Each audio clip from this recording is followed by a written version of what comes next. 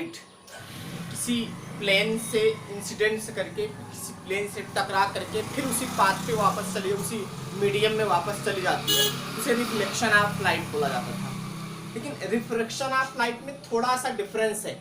Refraction means होता है bending, refraction means bending. It means अगर रे ऑफ लाइट अपने पाथ से बेंड हो जाता है, अगर रे ऑफ लाइट अपने पाथ से बेंड हुआ, किसी भी तरीके से अपने पाथ से अगर बेंड हो गया, तो उसी को हम रिफ्रैक्शन ऑफ लाइट बोलेंगे।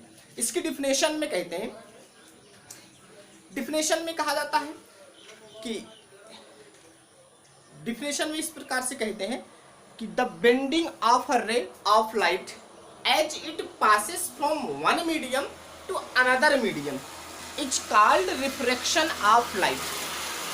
Student, suppose that ray of light passes, suppose कर लेते हैं ये एक डिवाइडर है जो दो मीडियम को डिवाइड करता है। ऊपर वाले मीडियम को हम सपोज कर लेते हैं कि एयर है, और नीचे वाले मीडियम को हम सपोज कर लेते हैं ग्लास है। अब एक मीडियम एयर और दूसरा मीडियम ग्लास, लाइट को ट्रेवल करने के लिए यहाँ दो मीडियम अवेलेबल हुआ, first air and second glass. अगर एयर और ग्लास की कंपैरिजन किया जाए तो एयर रेयर मीडियम होगा और ग्लास जो है डेंसर मीडियम होगा। ग्लास जो है एयर रेयर मीडियम होगा और ग्लास जो है डेंसर मीडियम होगा। Denser medium, glass denser medium होगा। अब यहाँ कहते हैं कि जब रे ऑफ लाइट किसी एक मीडियम से ट्रैवल करती हुई आती, सपोज करते हैं कि ये रे ऑफ लाइट है जो रेयर मीडियम एयर से ट्रैवल करती हुई आ रही है।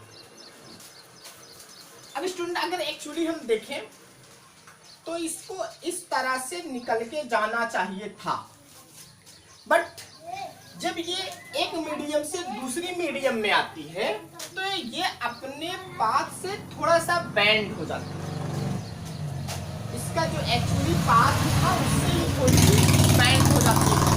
तो इसी फिनोमेना को कि रे ऑफ लाइट एक मीडियम से दूसरे मीडियम में इंटर करने पर अपने पाथ से बेंड हो जाने की फिनोमेना को ही, अपने पाथ से बेंड हो जाने की घटना को ही रिफ्रैक्शन ऑफ लाइट के नाम से जाना जाता है।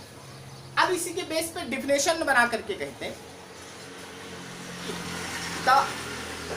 the bending of a ray of light as it passes from one medium to another medium is called refraction of light.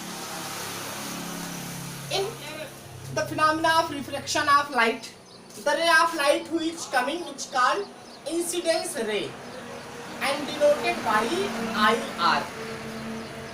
The ray of light which goes after the bending is called refracted ray and denoted by RR.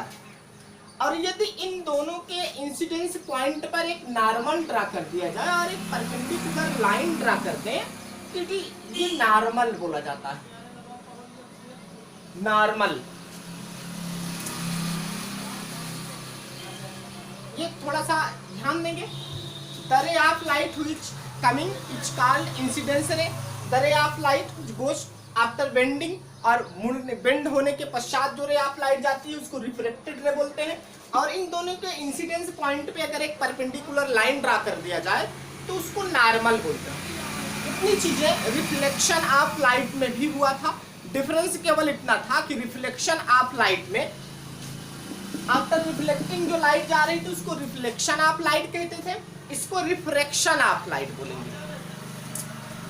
Next point, the angle which create between normal and incidence रे। The angle which create between normal and incidence रे is called angle of incidence and denoted by small I. The angle which created between refracted ray and normal is called angle of refraction and denoted by small r. Student एक point ये ध्यान देना है, मैंने कहा कि जब रे ऑफ लाइट किसी एक मीडियम से चल करके अनदर मीडियम में इंटर करती है तो अपने पाथ से बैंड हो जाती है। अब बात यह आई कि ये जो रे ऑफ लाइट इसका एक्चुअली पाथ ये वाला था, ये अपने पाथ से बैंड हुई और इस तरफ आ गई, यानी नॉर्मल की तरफ आ गई। ऐसा भी हो सकता था कि ये बैंड होने के पश्चात यहां से होकर के जाए, लेकिन इसके संदर्भ में एक कॉन्सेप्ट कहते हैं और ये कहा जाता है कि अगर ray of light rare medium से डेंसर मीडियम में जा रही है, if ray of light goes through rare medium to denser medium, it bend toward the normal. It means यदि ray of light rare medium से denser medium में जा रही है तो ये रिफ्रैक्शन के पश्चात या कहीं कि आफ्टर रिफ्रैक्शन ये नॉर्मल की तरफ बेंड हो जाएगी।